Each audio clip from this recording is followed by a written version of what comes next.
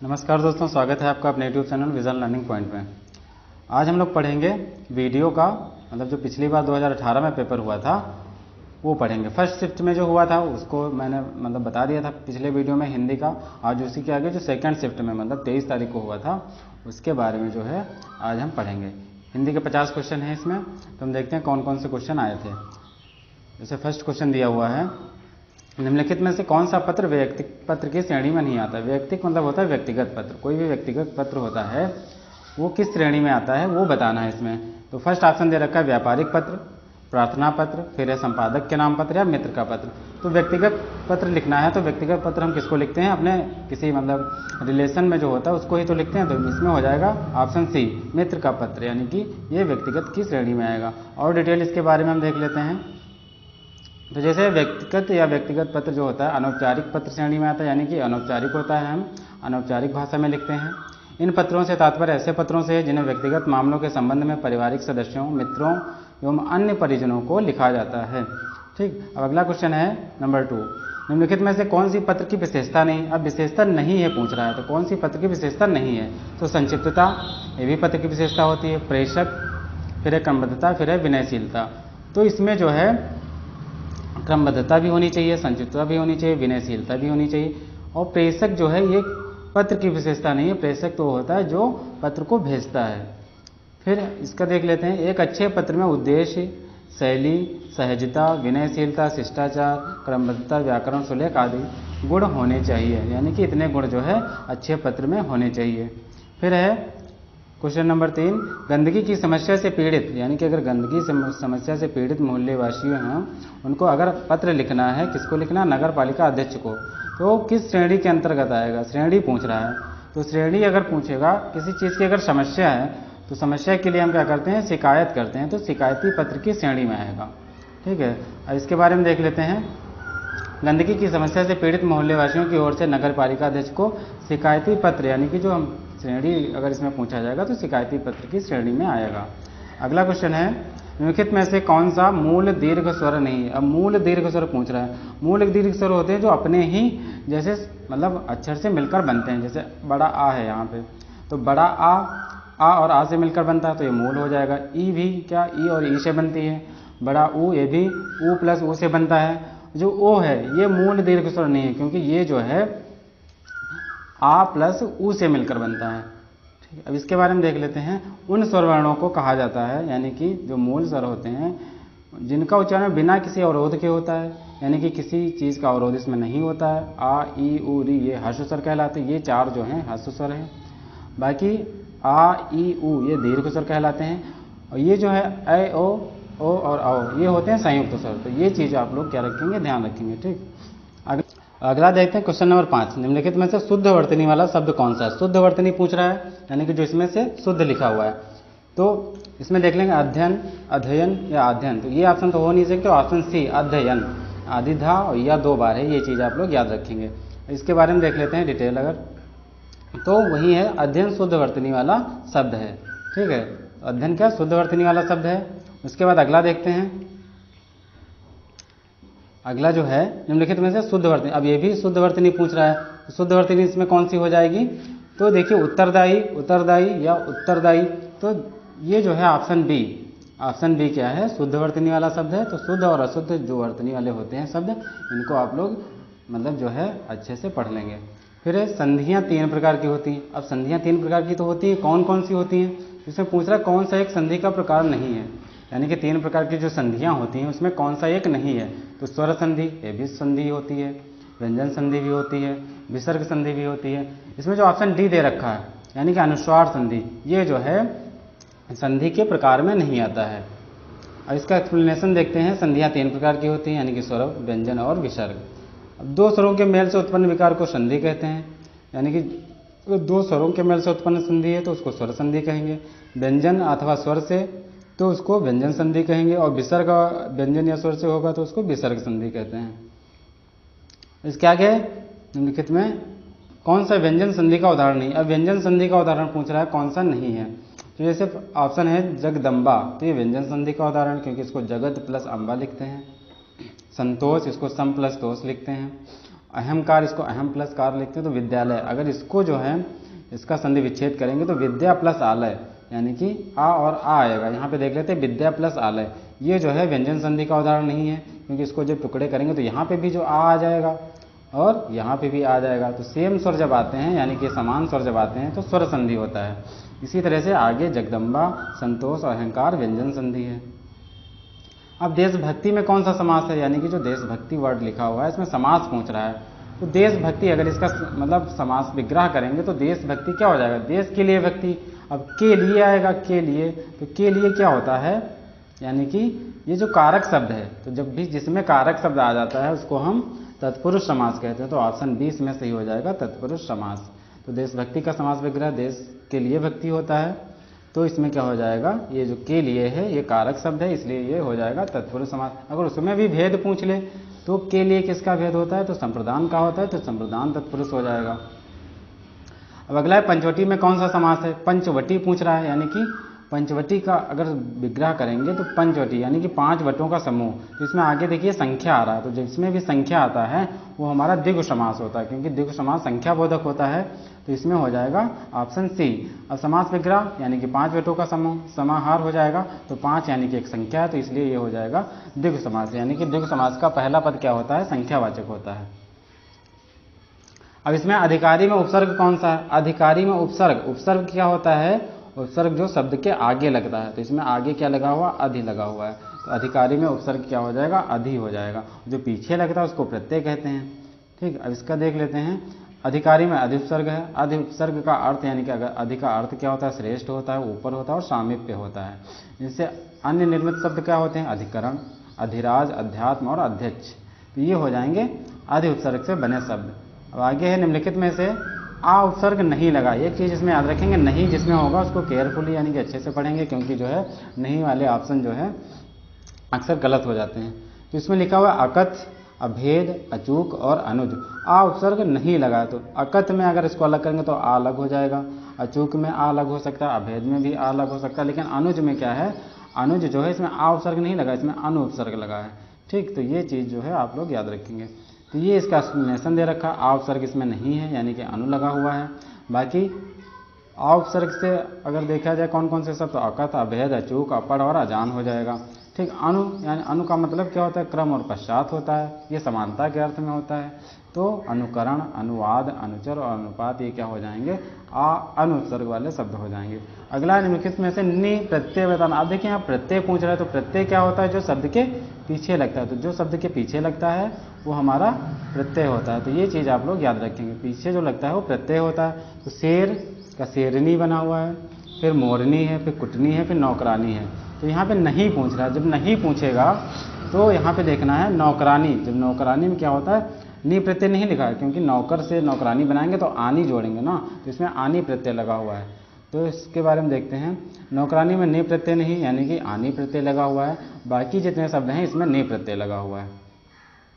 अब अगला क्वेश्चन है, निम्न से कौन सा शब्द तत्सम नहीं। अब नहीं पूछ रहा है, यानी कि तत्सम नहीं है। तो तत्सम कौन से शब्द होते हैं, जो संस्कृत के शब्द होते हैं। तो इसमें पूछ रहा है जो तत्सम नहीं है, तो यानी कि तद्भव के बारे में पूछ रहा है। तो कपाट, कीटक, कुंभकार और कूची। तो कूची क्या हो जाएगा, ये तत्सम नहीं है, तद्भव शब्द है। बाकी जो हैं ये हमारे तत्सम शब्द नहीं है। फिर है कूची तत्सम शब्द नहीं है, ये कपाट एवं कुंभकार तत्सम शब्द हैं। कपाट, जैसे कपाट है तो कपाट का तद्भव अगर लिखा जाएगा तो किवाड़ हो जाएगा, कुंभकार का क्या हो जाएगा, कुम्हार हो जाएगा। ये चीज़ आप लोग याद रखेंगे।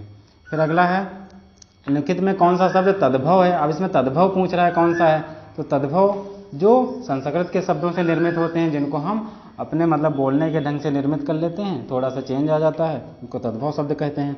जैसे पक्ष, पक्षी, पतन और पत्ता। तो पक्ष, पक्षी, पतन ये नहीं होगा, इसमें तद्भव शब्द पूछ रहा है तो पत्ता हो जाएगा। ठीक है, इसका देख लेते हैं। पत्ता तद्भव शब्द है, पत्ता क्या है, तद्भव शब्द है, जिसका तत्सम पत्र होता है। पत्र का अर्थ क्या होता है, पत्ता होता है।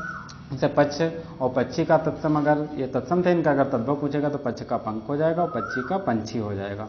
ठीक, अगला क्वेश्चन है निम्नलिखित में कौन सा शब्द तत्सम है। अब इसमें तत्सम शब्द पूछ रहा है, तो 16, सोता, शोभन और सोना। अब देखिए 16 का सोडस होता है, सोता जैसे, और सोना। इसमें अगर तत्सम पूछ रहा है तो शोभन हो जाएगा, ऑप्शन बी सही हो जाएगा। ठीक है, इसमें देख लेते हैं। शोभन शब्द तत्सम है जिसका तद्भव शोभन होता है, यानी कि शोभन का अगर तद्भव निकालेंगे तो क्या हो जाएगा, सोहन हो जाएगा। 16 सोता और सोना तद्भव हैं इनके, अगर जैसे 16 को हम सोडस कहते हैं तत्सम, सोता का स्रोत हो जाएगा और सोना का स्वर्ण हो जाएगा। अगला है इसमें उत्पत्ति के आधार पर शब्दों के 4 भेद किए गए हैं, यानी कि जो उत्पत्ति के आधार पर शब्दों के 4 भेद होते हैं, कौन सा भेद गलत है। देखिए उत्पत्ति के आधार पर 4 प्रकार के शब्द होते हैं, तत्सम होता है, तद्भव होता है, विदेशी होता है और देशज होता है। तो इसमें जो यौगिक दे रखा ऑप्शन सी, ये जो है उत्पत्ति के आधार पर नहीं है। यौगिक क्या होता है, रचना के आधार पर होता है।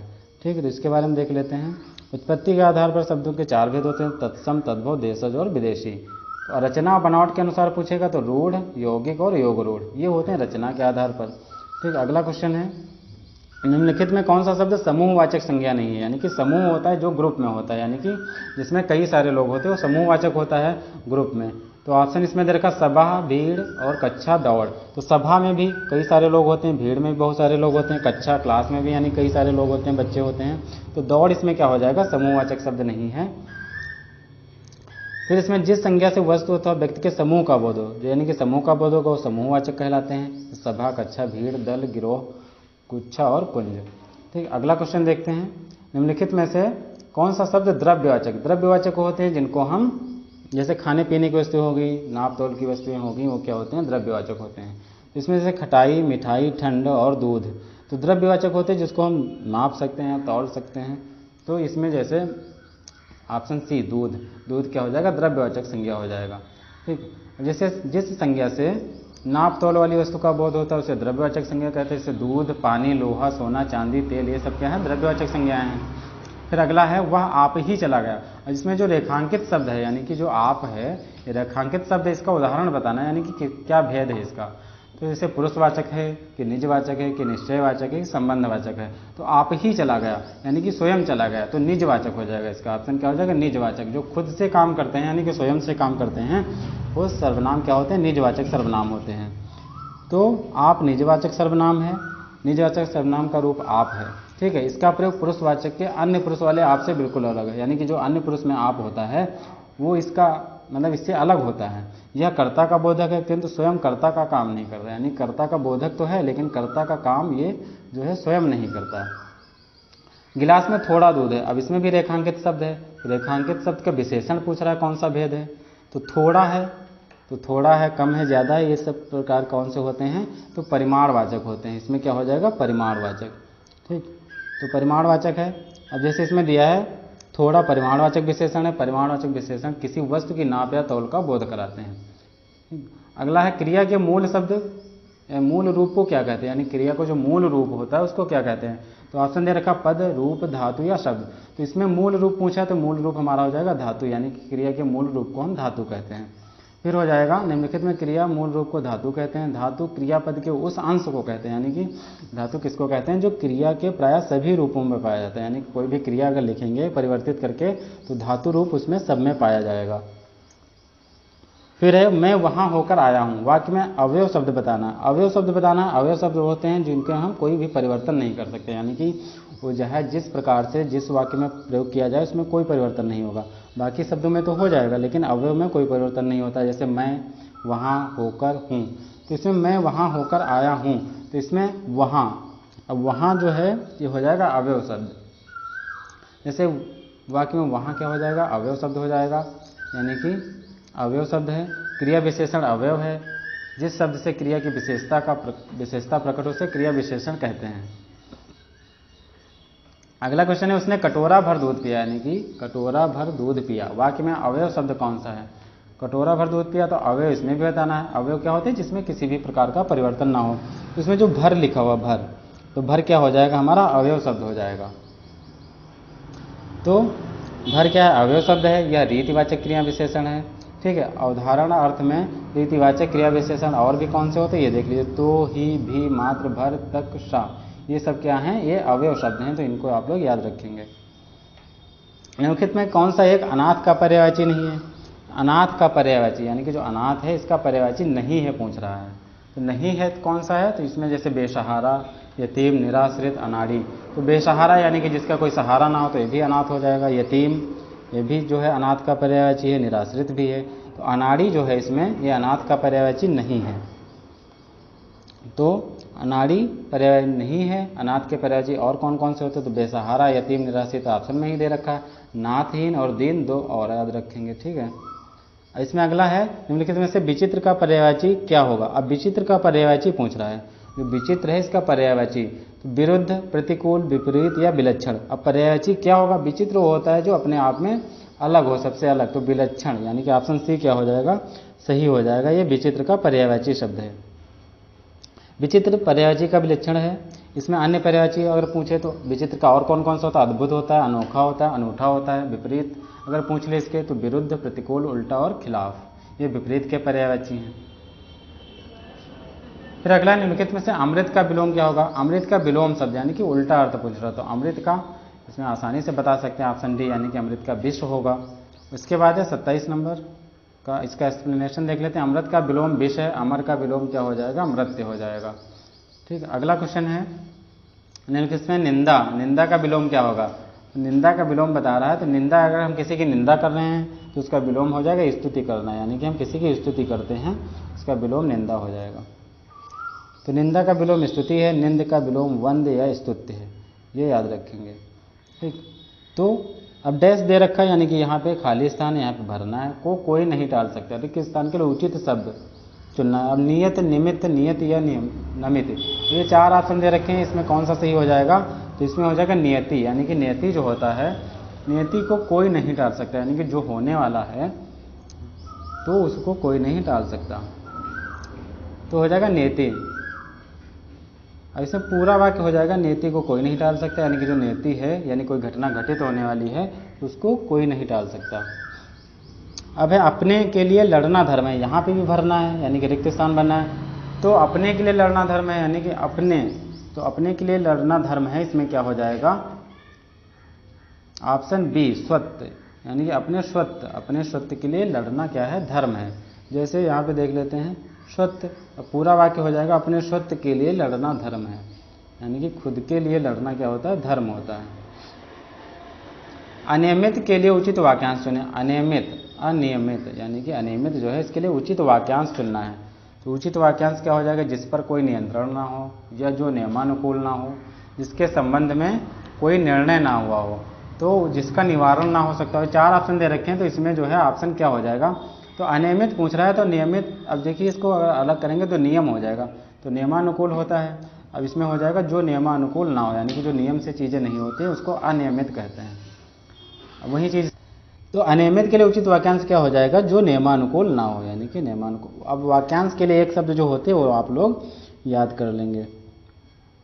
जिस पर आक्रमण हो, यानी कि जिस पर आक्रमण हुआ है, वाक्यांश के लिए उचित शब्द बताना है। तो आक्रमण जिस पे होता है, जो आक्रमण करता है वो तो आक्रांता होता है, जिस पे आक्रमण होता है, जैसे आक्रामक, आक्रमण, आत्मघाती, तो आक्रांत, इसमें बड़ा की मात्रा लगा देंगे तो आक्रांता हो जाएगा, यानी कि जो आक्रमण करता है, लेकिन जिस पर आक्रमण होता है उसको आक्रांत कहते हैं, ठीक है। इसमें छोटी सी जो है डिफरेंस होता है, जैसे बड़ा की मात्रा हो जाएगा तो जो आक्रमण करता है, तो इसको ध्यान रखेंगे आप लोग। जिसमें आक्रमण हो तो उस आक्रांत हो जाएगा। अपने प्राण खुद ही समाप्त करने वाला के लिए आत्मघाती शब्द का प्रयोग होता है।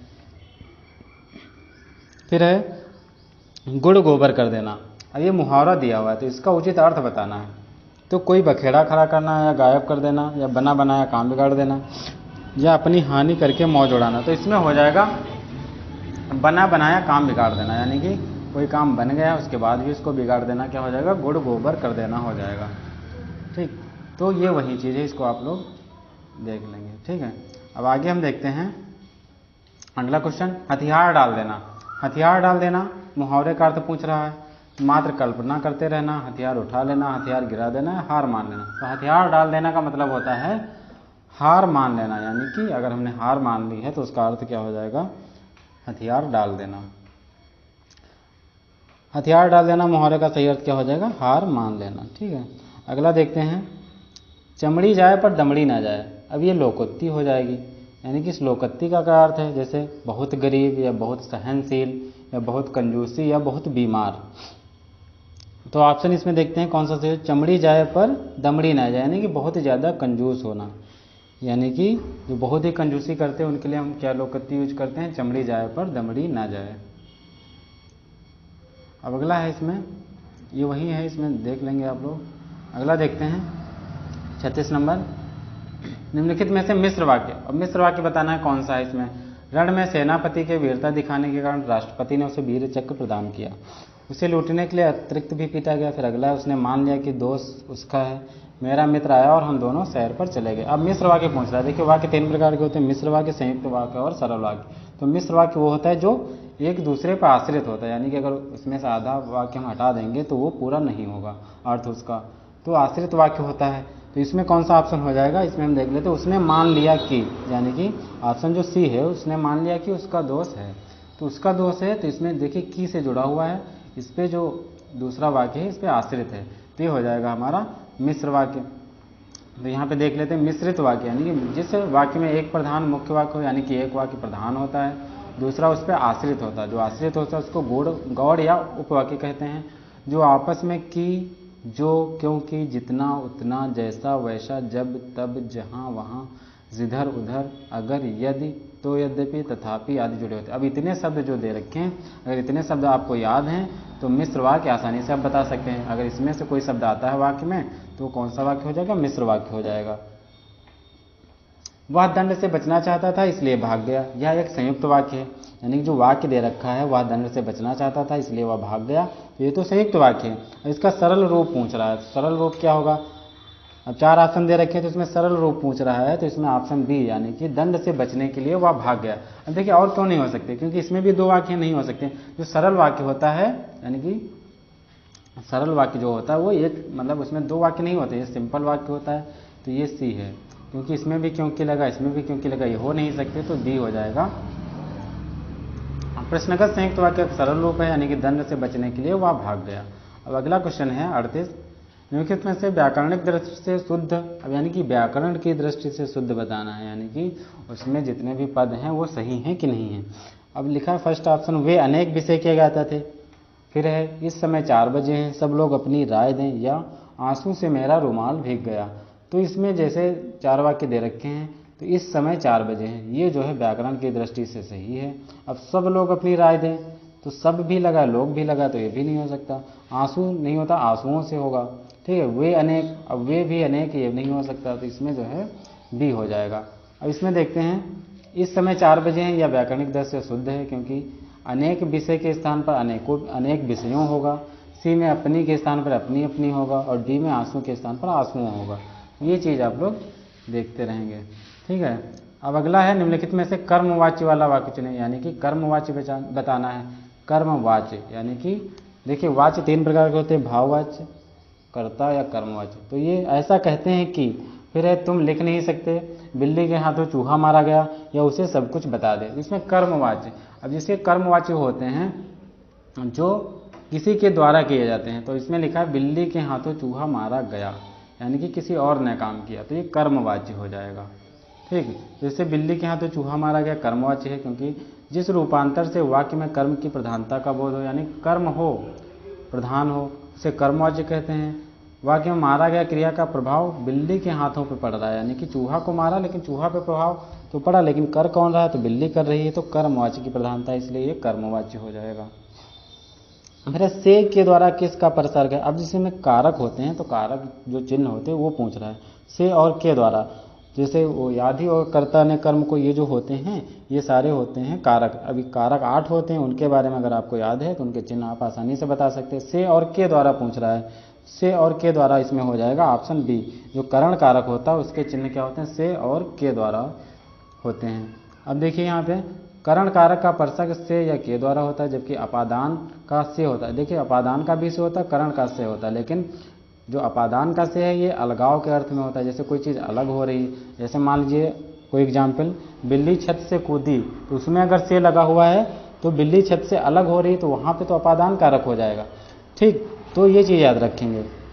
फिर आगे भी संप्रदान का को के लिए होता है, अधिकरण का मतलब में और पर होता है। फिर अगला क्वेश्चन है, वह मुझसे अलग रहता है, रेखांकित शब्द में आधार पर बताइए कौन सा कारक है। देखिए मुझसे अलग रहता है, अब मुझसे अलग होने में से लगा हुआ है, यानी कि कोई चीज़ जब अलग होती है, तो अभी पीछे पढ़ा अलग होने में क्या होता है, अगर से लगा हुआ है अलगाव के अर्थ में है तो क्या हो जाएगा, अपादान कारक हो जाएगा। से क्या होता है, अलग होने के अर्थ में, अलग होने के अर्थ में होगा तो अपादान कारक हो जाएगा, ठीक। अगला है इसमें, रेखांकित शब्द मुझसे के आधार पर, अपादान कारक है, क्योंकि किसी वस्तु के अलग होने का भाव प्रकट हो रहा है, इसलिए यहाँ अपादान कारक हो जाएगा। फिर है निम्नलिखित में कौन सा शब्द स्त्रीलिंग है। अब स्त्रीलिंग बताना है। अब देखिए स्त्रीलिंग बताने के लिए क्या करते हैं, वाक्य प्रयोग कर लेते हैं। जैसे देश है तो मैं देश में रहता हूँ या मैं भारत देश में रहता हूँ, तो ये तो पुल्लिंग हो जाएगा। नगर, अच्छा नगर है तो मैं नगर में रहता हूँ। द्वीप, जैसे द्वीप जितने होते हैं वो सब क्या पुल्लिंग होते हैं। अब झील है तो झील क्या हो जाएगा, स्त्रीलिंग शब्द हो जाएगा। तो झील में पानी जैसे होता है, तो झील या नदी, ये इस तरह के जो शब्द होते हैं वो सब क्या होते हैं, स्त्रीलिंग शब्द होते हैं। तो झील स्त्रीलिंग शब्द है, जबकि नगर, देश और द्वीप क्या हो जाएंगे, पुल्लिंग शब्द हो जाएंगे। फिर अगला है निम्नलिखित में कौन सा शब्द दोनों वचनों में समान रहता है, यानी कि एक वचन और बहुवचन दोनों में समान रहता है, ये पूछ रहा है। दोनों वचन में समान रहता है। कथा, लता, सरसों और कुटी। कथा, लता, सरसों और कुटी में दोनों वचनों में समान बताना है।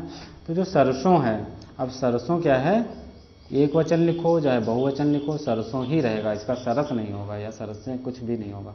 तो इसमें हम याद रखेंगे दोनों वचन में समान क्या होता है, सरसों होता है। क्योंकि कथा का कथाएं हो सकता है, लता का लताएं हो सकता है, कुटी का कुटियाँ हो सकता है। तो ये अलग अलग होते हैं, लेकिन सरसों क्या होता है, दोनों में समान रहता है। कौन सा वाक्य, पूर्ण भूतकाल। पूर्ण भूतकाल वो होते हैं जिसमें कार्य पूरा हो गया हो, यानी कि भूतकाल में कार्य पूरा हो जाता है, उसको पूर्ण भूतकाल कहते हैं। वे गए, फिर वे खा रहे थे, वे आए थे, वे सोकर उठे। अब वे खा रहे थे मतलब खा रहे थे, अब पता नहीं खा चुके कि नहीं, तो ये तो हो नहीं सकता। वे सोकर उठे हैं, तो ये भी नहीं हो सकता। वे गए, अब गए मतलब, तो वे आए थे, जिसमें थे भी था थी से लगा होता है, और मतलब वाक्य कंप्लीट हो, तो वे आए थे। आए थे मतलब अब नहीं है, वो आए थे, तो हो जाएगा पूर्ण भूतकाल। अब देखिए वाक्य पूर्ण भूतकाल का उदाहरण कौन सा है, वे आए थे। क्रिया का वह रूप जिसमें क्रिया की समाप्ति के समय का स्पष्ट बोध हो, यानी कि समाप्ति हो रही क्रिया की तो स्पष्ट पता चलता है। क्रिया को समाप्त हुए काफ़ी समय बीता है, पूर्ण भूतकाल कहलाता है। तो ये चीज़ आप लोग फर्स्ट वाला यानी कि ऑप्शन याद रखेंगे। फिर अगला है निम्नलिखित शब्दों के निपात। निपात वे होते हैं जो किसी मतलब वाक्य में क्या करते हैं, अतिरिक्त जो है विशेषता ला जाते हैं, यानी कि उसमें जो है अतिरिक्त बल प्रदान करते हैं, उनको हम निपात कहते हैं। तो निपात कौन से शब्द होते हैं, इसमें बताना कौन सा शब्द है, ठीक, इधर, निकट और कल। तो निपात इसमें हो जाएगा ऑप्शन 1 ठीक। ठीक, तो इसमें हो जाएगा ठीक, यानी कि ऑप्शन ए हो जाएगा। अब यहाँ देख लें, ठीक जो है निपात शब्द है। अवधारण बोधक निपात, यानी कि ठीक, लगभग, करीब, तकरीबन, निकट, ये सब स्थानवाचक संबंध बोधक अवयव हैं। तो निकट क्या है, स्थान बोधक है, लेकिन ठीक क्या है, शब्द निपात है। निम्नलिखित में से अनुपयुक्त शब्द प्रयोग संबंधी अशुद्धि किस वाक्य में है। अनुपयुक्त यानी कि शब्द का जो प्रयोग हुआ है वो अनुपयुक्त है, तो ये बताना कौन सा। उसने आसन ग्रहण किया, पूजनीय पिताजी आ गए, आज बेहद गर्मी है, उसकी जन्मतिथि क्या है। तो इसमें 4 ऑप्शन दे रखे हैं, इसमें अनुपयुक्त शब्द का किस में प्रयोग हुआ है ये बताना है आपको। अब पूजनीय पिताजी आ गए, तो पूजनीय नहीं होता, पूजनीय होता है। क्या होता है, पूजनीय होता है। तो ये चीज़ आप लोग याद रखेंगे, इसमें अनुपयुक्त शब्द लगा हुआ है, तो ऑप्शन बी हो जाएगा इसका। ठीक है, अब यहाँ पे देख लेते हैं, यहाँ भी वही लिखा है पूजनीय नहीं होता है, क्या होता है, पूजनीय होता है। तो ऑप्शन बी इसमें सही हो जाएगा। फिर है संविधान के किस अनुच्छेद में हिंदी को राजभाषा तथा हिंदी इसकी लिपि देवनागरी को स्वीकार किया गया, यानी कि जो हिंदी है राजभाषा है। राजभाषा क्या होती है, जो ऑफिशियल लैंग्वेज होती है, यानी कि जो कामकाज में प्रयुक्त की जाती है। तो हिंदी क्या है, राजभाषा है। हमारा देश जैसे भारत है तो इसकी कोई राष्ट्रभाषा नहीं है, राष्ट्रभाषा कोई भी नहीं है, तो राजभाषा अगर पूछेगा तो हिंदी हो जाएगा। ठीक, तो इसमें कौन सा अनुच्छेद पूछ रहा है, क्योंकि लिपि भी पूछ रहा है कौन से अनुच्छेद में होगी, तो 343 जो है ये भाषा से संबंधित अनुच्छेद है। तो 343 क्या हो जाएगा, ऑप्शन सी, यानी कि हिंदी को राजभाषा इसमें बताया गया। तो यहाँ पे देख लेते हैं, हिंदी को राजभाषा अनुच्छेद 343 में बताया गया, इसकी लिपि देवनागरी है। और अनुच्छेद 343 एक के अनुसार संघ की राजभाषा हिंदी और लिपि देवनागरी होगी। संघ के शासकीय प्रयोजनों के लिए प्रयोग होने वाले अंकों का रूप भारतीय अंकों का अंतर्राष्ट्रीय रूप होगा। ठीक, ये चीज़ आप लोग याद रखेंगे। फिर आगे है, निम्नलिखित में से कौन सी बोली उत्तर प्रदेश में बोली जाती है, यानी कि उत्तर प्रदेश में कौन सी बोली बोली जाती है ये बताना। तो बोली जैसे 18 प्रकार की बोलियाँ होती हैं, ठीक है, 5 उपभाषाएँ होती हैं, उनके अंतर्गत जो बोलियाँ आती हैं उसमें जो उत्तर प्रदेश की बताना है। तो बांगरू, बुंदेली, हाड़ौती और कन्नौजी। अब यहाँ पे देखिए 2 ऑप्शन सही हैं इसमें, सी और डी। बुंदेली भी बोली जाती है जो बुंदेली बुंदेलखंड क्षेत्र में, और कन्नौजी कन्नौज वाले क्षेत्र में। तो ये बुंदेली और कन्नौजी, इसमें 2 ऑप्शन सही हैं, सी और डी। तो इसमें जो है सी और डी ऑप्शन सही है, लेकिन यूपी SSSC यानी कि जो पेपर हुआ था तो उसने आंसर कौन सा माना है, डी माना है, लेकिन ऑप्शन इसमें दोनों सही हैं। ठीक है, अब देख लीजिए यहाँ पे बुंदेली और कन्नौजी दोनों बोलियाँ उत्तर प्रदेश में बोली जाती है। कन्नौजी कन्नौज, फर्रुखाबाद, इटावा औरैया में बोली जाती है। जबकि बुंदेली झांसी, जालौन यानी कि जितने बुंदेलखंड के क्षेत्र हैं वहाँ पे बोली जाती है। लेकिन यूपी SSSC ने इस प्रश्न का उत्तर क्या माना है? डी माना है। ठीक है। अब अगला क्वेश्चन है, मामला अभी भी विचाराधीन है, यानी कि जो मामला है अभी भी विचाराधीन है, वाक्य का उचित अंग्रेजी शब्द। अब देखिए अंग्रेजी शब्द भी पूछ लेता है, इसके लिए आपको यानी कि इंग्लिश का भी ट्रांसलेशन आना जरूरी है। तो इसमें लिखा है मामला अभी विचाराधीन है, तो the matter is consideration, the matter is under consideration, the matter is still under consideration, the matter still consideration. इसमें बताना है कौन सा ऑप्शन सही होगा। अब देखिए यहाँ अभी भी लगा है, तो अभी भी के लिए होता है स्टिल, तो स्टिल हो जाएगा, यानी कि the matter is still under consideration, ये हो जाएगा इसका ऑप्शन। ठीक, तो यहीं पे वो चीज़ दे रखी है, यहाँ भी आप देख लीजिए स्टिल अंडर कंसिडरेशन हो जाएगा। ठीक है। अगला ऑप्शन है, अगला क्वेश्चन है लास्ट, तो एप्लीकेशन में भी रिजेक्टेड वाक्य का हिंदी, यानी कि हिंदी से इंग्लिश भी पूछ लेता है और इंग्लिश से हिंदी भी पूछ लेता है। अब इसका हिंदी अनुवाद बताना है क्या होगा। एप्लीकेशन में भी रिजेक्टेड, यानी कि रिजेक्टेड क्या होता है? अस्वीकार कर देना होता है। तो इसमें आवेदन अस्वीकृत किया जाए, यानी कि जो आवेदन है उसको अस्वीकृत कर दिया जाए, तो ये इसका हिंदी अनुवाद हो जाएगा। तो ये लास्ट क्वेश्चन था, एप्लीकेशन में भी रिजेक्टेड का सही अनुवाद क्या होगा? आवेदन अस्वीकृत किया गया। तो वीडियो कैसा लगा ज़रूर बताएंगे, और 50 क्वेश्चन हिंदी के थे। अब अगला जो वीडियो आपको प्राप्त होगा उसमें जीएस के 50 क्वेश्चन बताए जाएंगे। तो अगर चैनल को अभी तक आपने सब्सक्राइब नहीं किया तो सब्सक्राइब अवश्य कर लें, जिससे आपको वीडियो आसानी से उपलब्ध हो सके। धन्यवाद।